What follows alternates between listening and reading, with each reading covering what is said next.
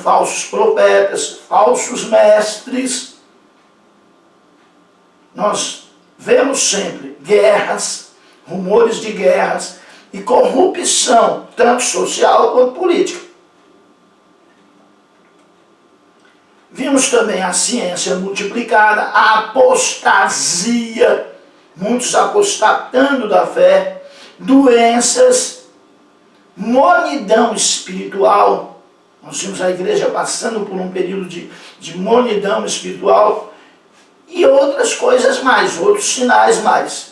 Somente aguardamos a sua vinda, que é eminente ou iminente, que pode ser a qualquer momento, conforme o que se depreende de 1 Tessalonicenses,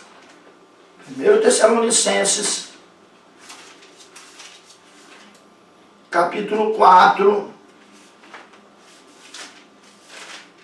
1 Tessalonicenses, capítulo 4, versículo 13 ao 18. É um texto maravilhoso.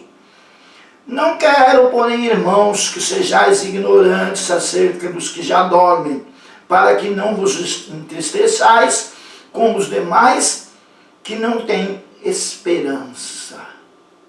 Porque se cremos que Jesus morreu e ressuscitou, assim também os que em Jesus dormem, Deus os tornará a trazer com ele.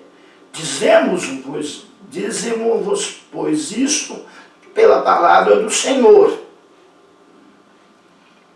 Os que ficarmos vivos para a vinda do Senhor, não precederemos os que dormem, porque o mesmo Senhor descerá do céu com alarido, com voz de arcanjo, com trombeta de Deus, e os que morreram em Cristo ressuscitarão primeiro.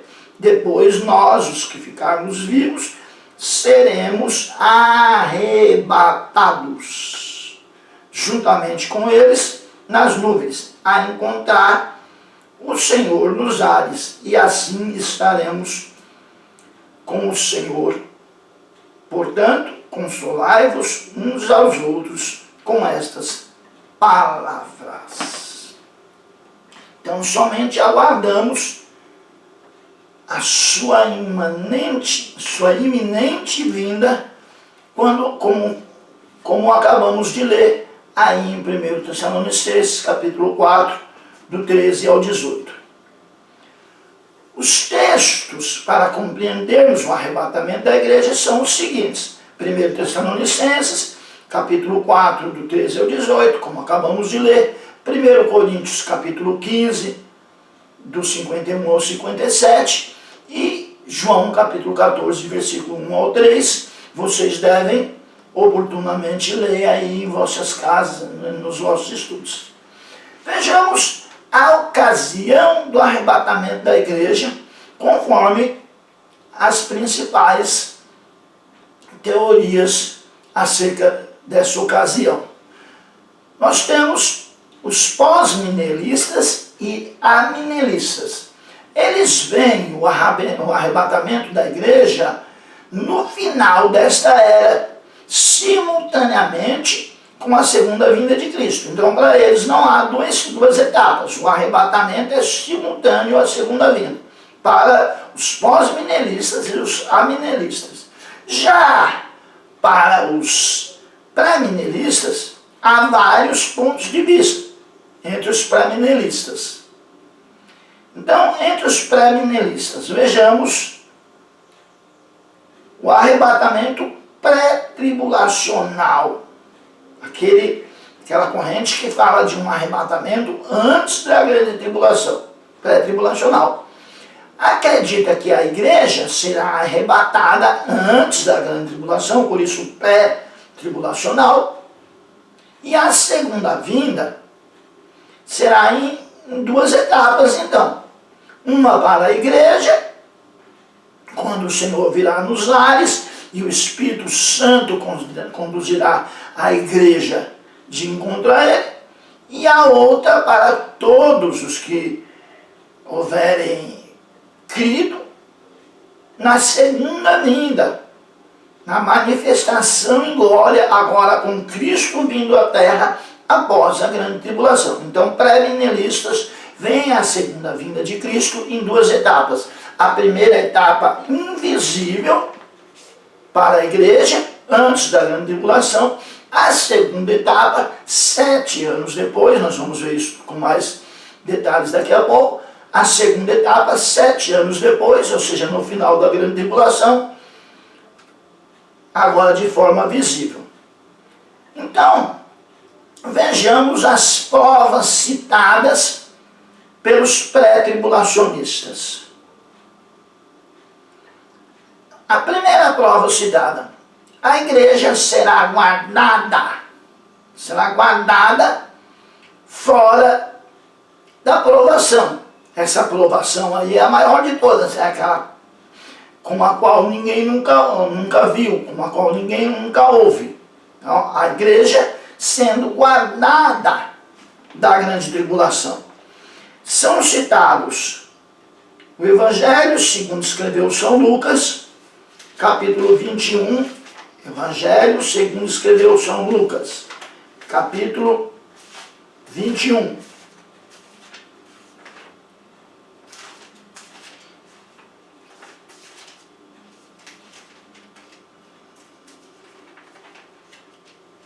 Versículo de número 36. Vigiai. Olha, se fala de vigilância, abrindo um parênteses aqui, se fala de vigilância, fala-se de algo iminente, que pode acontecer a qualquer momento. Vigiai, pois em todo o tempo, orando para que sejais havidos por digno de evitar todas essas coisas que hão de acontecer. Que coisas são essas? A grande tribulação. E de estar em pé diante do Filho do Homem. Segundo a visão pré-millennialista, evitar todas as coisas aqui é evitar a grande tribulação. Apocalipse, capítulo 3, versículo 10, também é um texto citado como prova de que a igreja não passará pela grande tribulação pelos pré-millennialistas. Apocalipse, capítulo 3, versículo 10.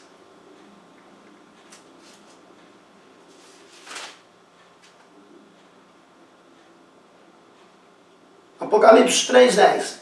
Como guardaste a palavra da minha paciência, também eu te guardarei da hora da tentação que há de vir sobre todo o mundo, para tentar os que habitam na terra.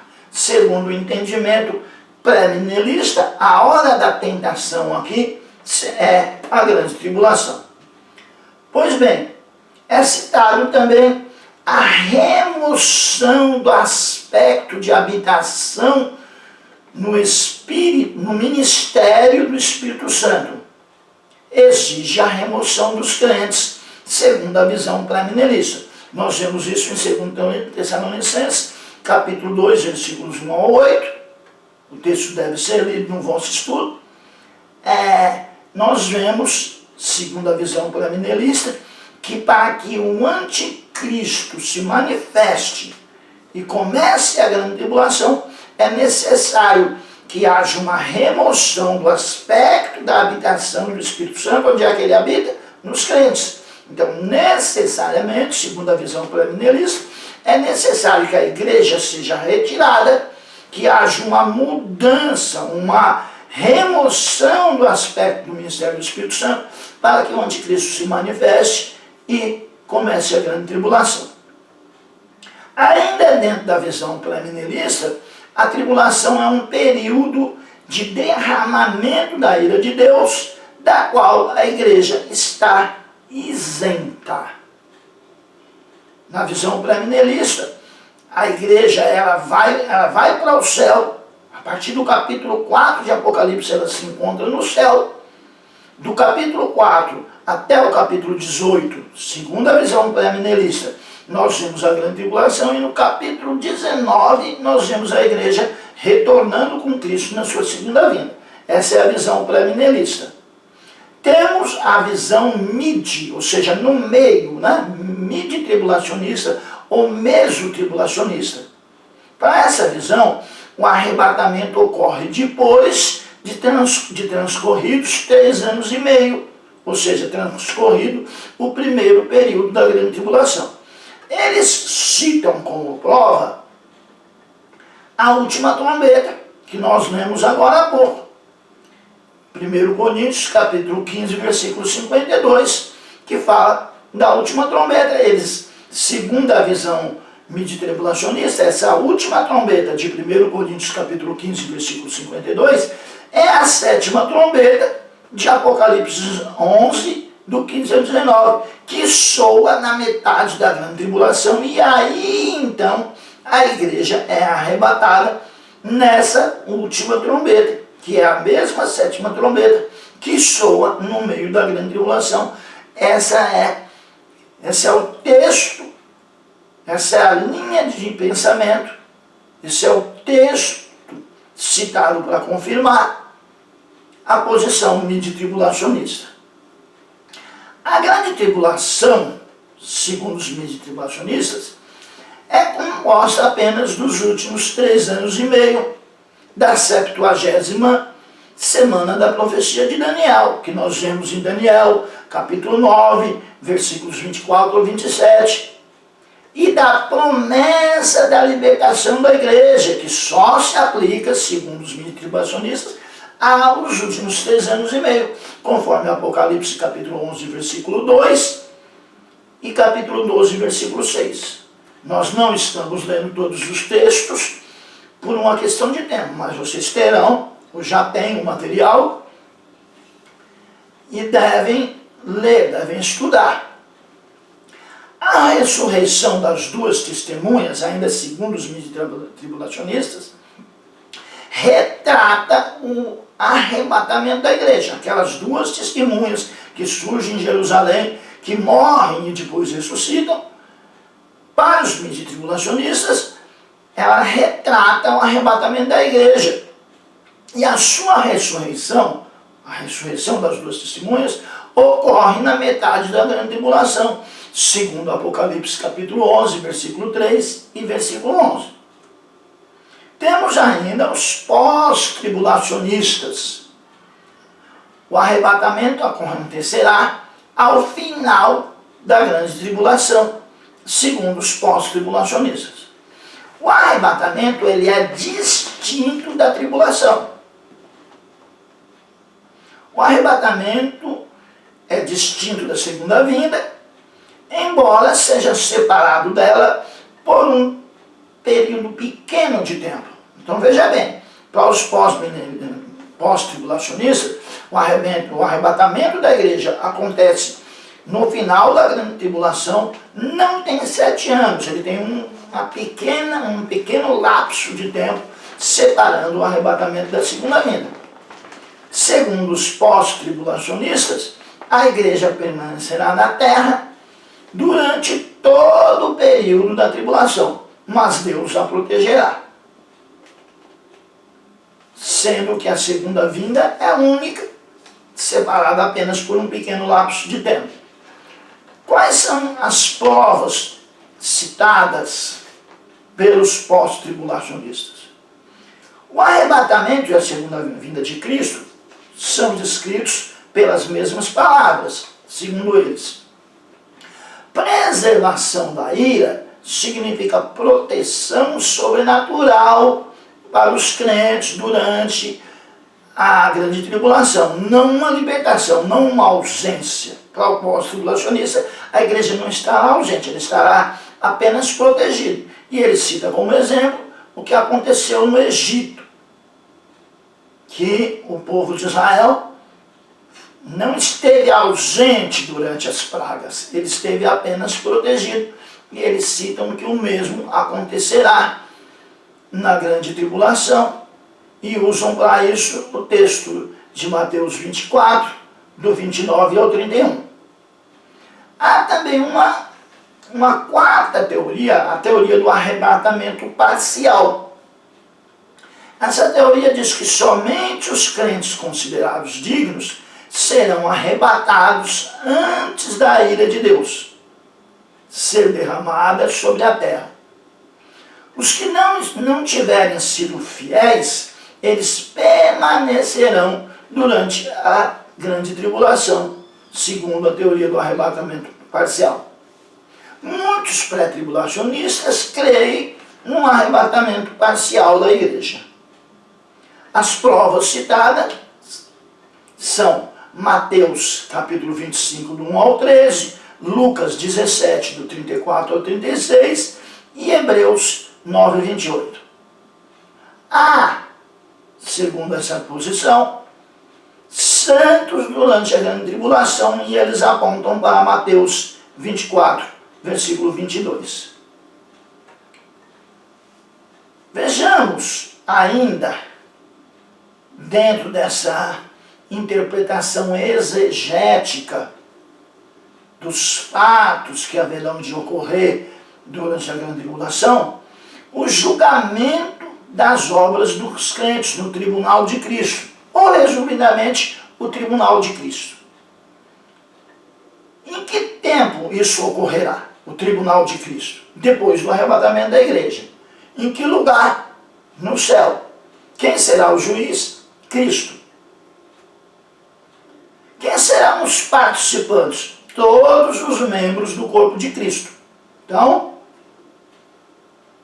tempo, depois do arrebatamento da igreja. Lugar, no céu. Juiz, Cristo. Participantes, todos os membros do corpo de Cristo, em todos os tempos. Qual a base para o tribunal de Cristo? As obras posteriores à salvação. Aquilo que os crentes fizeram depois de salvos será a base para o tribunal de Cristo. Qual o resultado desse tribunal? O resultado desse tribunal será o recebimento ou perda de galardões. Onde é que está, o que estão os textos base para o tribunal de Cristo? 1 Coríntios, capítulo 3, versículo 11 ao 15, e 2 Coríntios, capítulo 15, versículo 10, são os textos bases para o tribunal de Cristo. Vejamos. 1 Coríntios, capítulo 3, versículos 11 ao 15. Porque ninguém pode pôr outro fundamento, além do que já está posto, o qual é Jesus Cristo. E se alguém, sobre este fundamento, formar um edifício de ouro, prata, pedras preciosas, madeira, feno, palha, a obra de cada um se manifestará na verdade. O dia a declarará, porque pelo fogo será descoberta. O fogo provará qual seja a obra de cada um. Se a obra que alguém edificou, nessa parte permanecer, esse receberá galardão. Se a obra de alguém se queimar, sofrerá detrimento, mas o tal será salvo, todavia como pelo fogo. Então, o tribunal de Cristo, ele não determina a salvação, pelo contrário, participam dele os crentes salvos. Em vez disso, ele é o momento quando os crentes deverão prestar conta de suas vidas a Cristo. Os crentes deverão prestar conta a Cristo daquilo que fizeram com a sua vida depois de salvos. É muito importante não confundir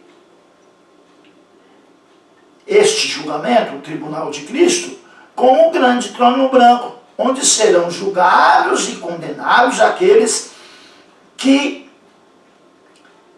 não creram em Jesus. Então não pode confundir. Tribunal de Cristo é para crente. Juízo final não é para crente.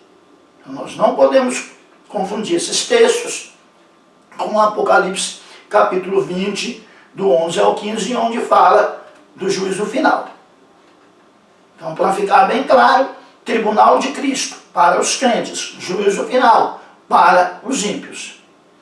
A palavra tribunal, aqui nesses textos, ela vem do grego bemá. Então esse conceito de bemá é um conceito tirado das Olimpíadas, onde o juiz ele ficava assentado na bemá, no lugar de julgamento, no trono do julgamento, no final,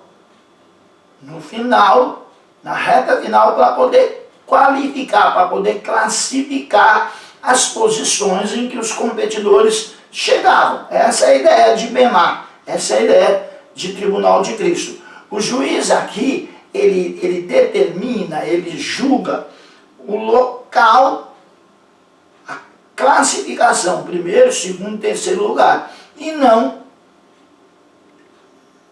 perdoado ou condenado, absolvido ou condenado. Absolvido ou condenado é no juízo final, e nós já sabemos que a sentença no juízo final é a condenação. Então, vejamos, 1 Coríntios, capítulo 3, do 12 ao 15, vamos examinar de novo. Se alguém sobre este fundamento formar um edifício de ouro, prata, pedras preciosas, madeira, feno, a obra de cada um. O julgamento é da obra, tá vendo? A obra de cada um. Na verdade, a obra de cada um se manifestará.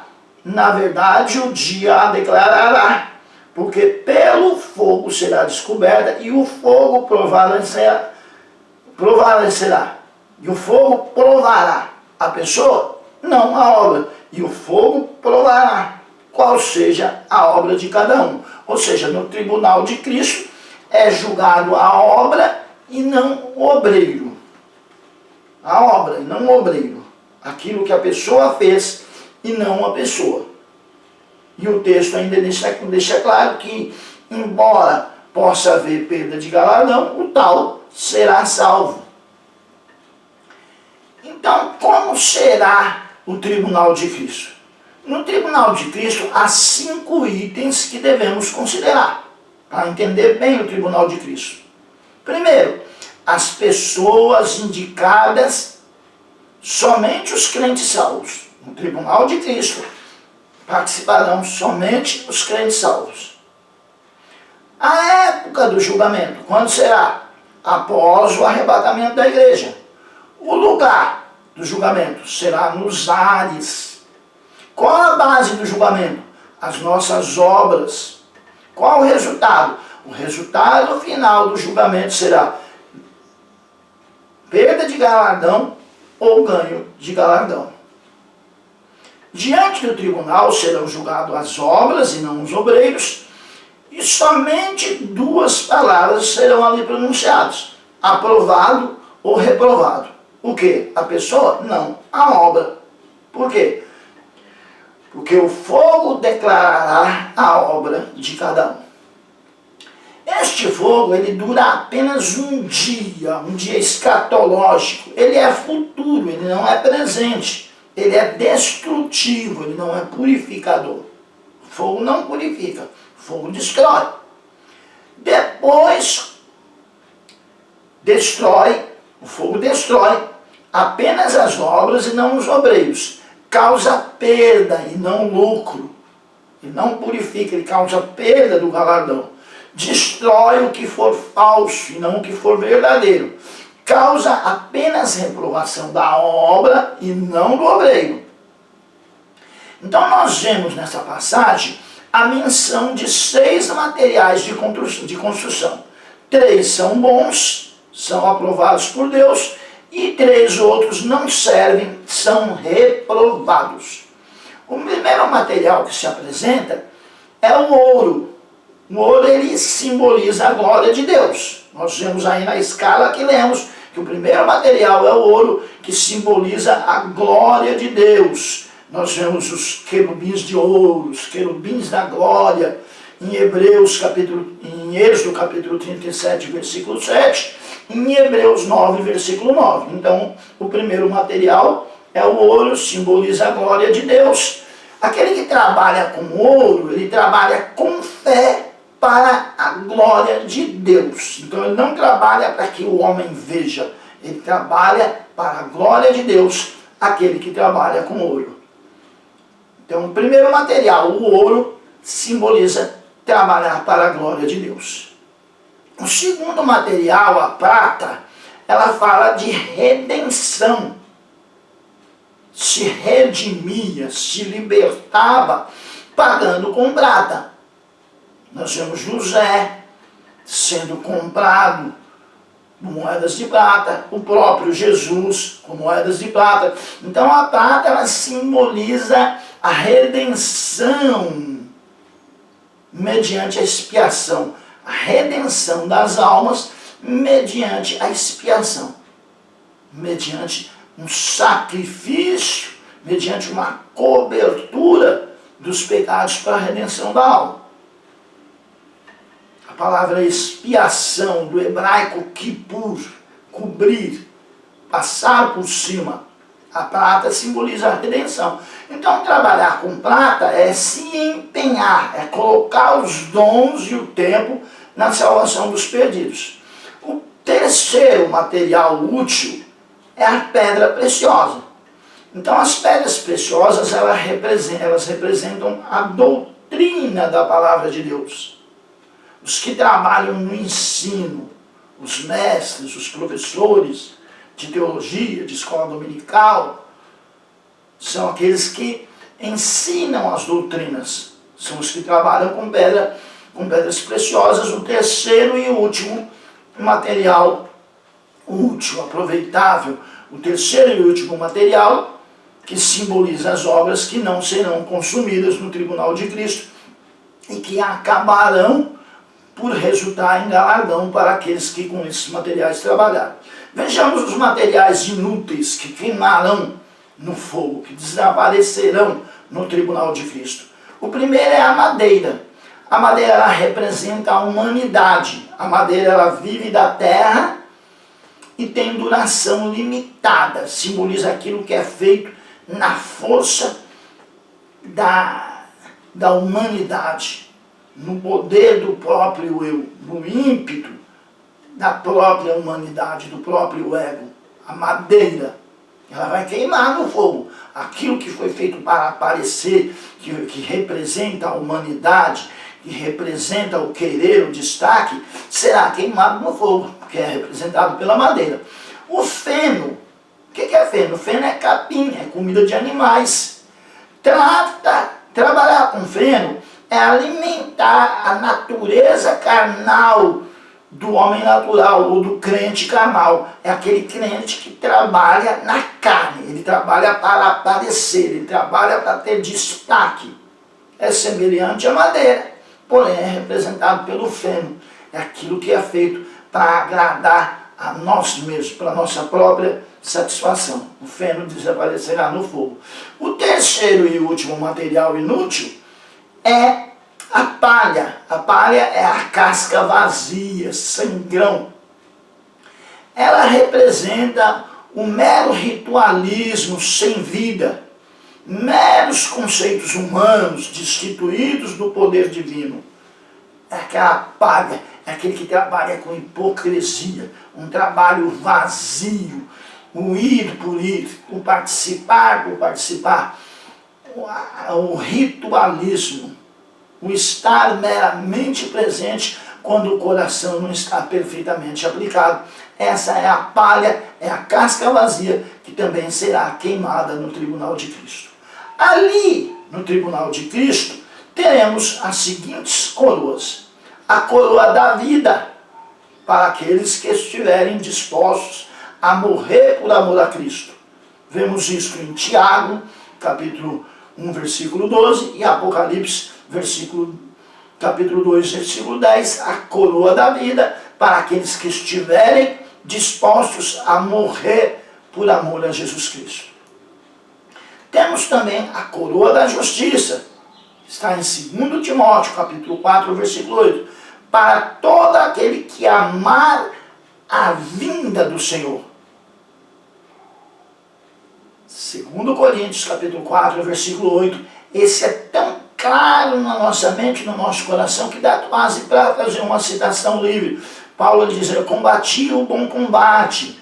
2 Coríntios, capítulo 4, versículo 8. Combati o bom combate, encerrei a carreira, guardei a fé. Para mim só resta agora a coroa da justiça, que o grande rei me dará naquele dia. Não somente a mim, mas a todos quanto amam a sua vida. Segunda coroa que será recebida no tribunal de Cristo, a coroa da justiça. A primeira coroa da vida, para aqueles que estão dispostos a dar a sua vida por Cristo. A segunda coroa, a coroa da justiça, para aqueles que amam, que esperam a vinda de Cristo, para aqueles que dizem: Maranata, ora vem, Senhor Jesus. A terceira é a coroa incorruptível, está em 1 Coríntios, capítulo 9, versículo 25, para aqueles que não andam fazendo a vontade da carne, para aqueles que se afastam dos desejos da carne, se afastam da corrupção. Temos a terceira coroa, a coroa incorruptível, em 1 Coríntios, capítulo 9, versículo 25.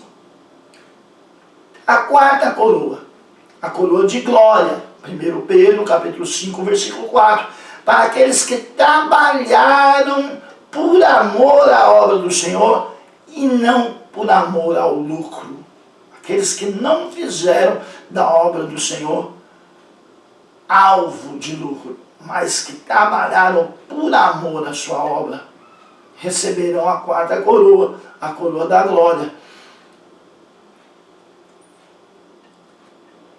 No final, todas essas coroas serão dedicadas a Cristo. Interessante que alguém pode pensar: bom, se haverá diferentes coroas, diferentes galardões, até porque a palavra coroa e a palavra galardão no grego é a mesma palavra, pode ser que haja no céu algum sentimento de inveja. Isso não é possível no céu. Além de não ser possível, nós temos bem claro que no final todas essas coroas serão dedicadas a Cristo, serão devolvidas a Ele. E o texto que diz isso é um texto muito bonito, que está em Apocalipse capítulo 4, versículos 10 e 11, que mostram que essas coroas que serão dadas aos crentes serão posteriormente devolvidas a Cristo. Apocalipse, capítulo 4, versículos 10 e 11. Os 24 anciãos prostraram-se diante do que estava assentado sobre o trono. Adoraram, repetindo.